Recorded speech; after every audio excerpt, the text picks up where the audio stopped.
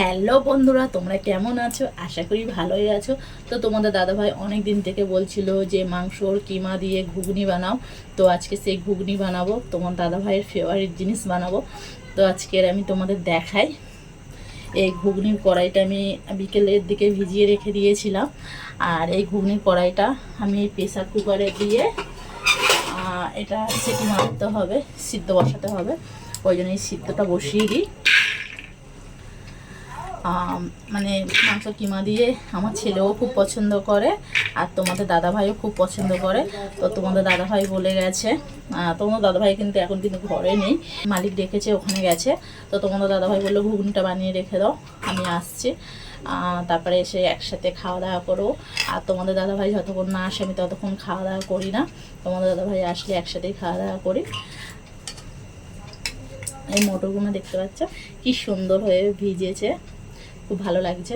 আর তোমাদের দাদাভাই মাংস কুচি কুচি করে কেটে কেটে নিয়ে এসছে। আমি অনেকবার করেছি, তো তোমাদের দাদাভাই এত ভালো লেগেছে, মানে যতবার বলি ততবার বলে এরকম করে বানাবে। দেখতে পাচ্ছ এই মাংস নিয়ে এসছে। তো মাংসটা আমি ধোবো, ধুয়ে তারপরে মাংস কিমা দিয়ে বানাবো।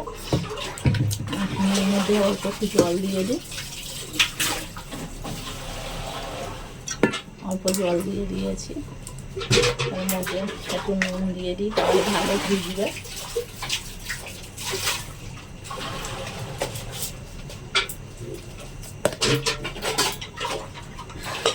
ভালো দিয়ে দিলাম।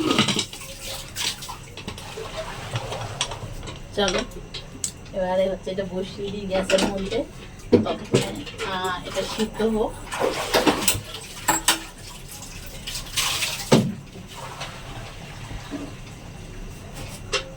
আর ততক্ষণে এই পাশে আমি মাংসটা দিয়ে দেবো। যতক্ষণ সিদ্ধ হচ্ছে ততক্ষণ মাংসটাও ধোয়া হয়ে যাবে।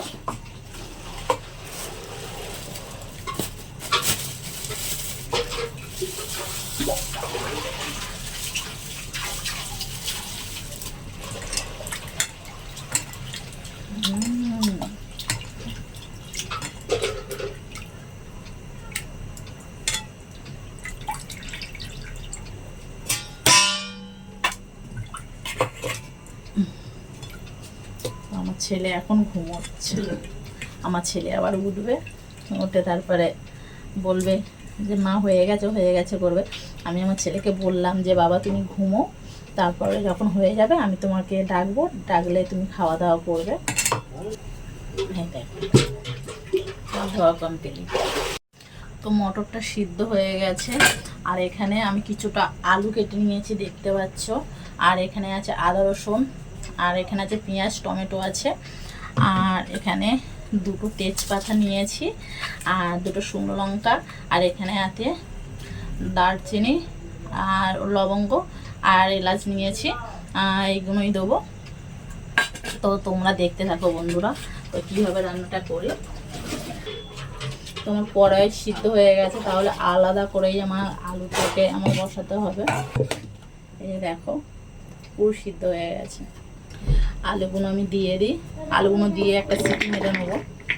এই যে দেখতে পাচ্ছ মাংস কিমা দিয়ে এবার আমি একটু কষিয়ে নেবো। দেখতে পাচ্ছ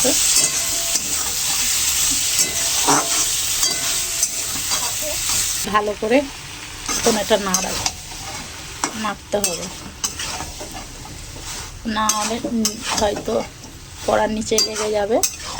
বন্ধুরা আমার ঘুগনি বানানো কমপ্লিট। তো এই ঘুগনি রেসিপিটা তোমাদের কেমন লেগেছে? আশা করি ভালোই লেগেছে। ভালো লাগলে অবশ্যই একটা কমেন্টের মাধ্যমে জানাবে, আর টক করে একটা লাইক করে দিও। আর যারা আমার প্রোফাইলে নতুন হয়ে থাকবে তারা সাবস্ক্রাইব করে এই ছোট বোনটার পাশে থাকবে।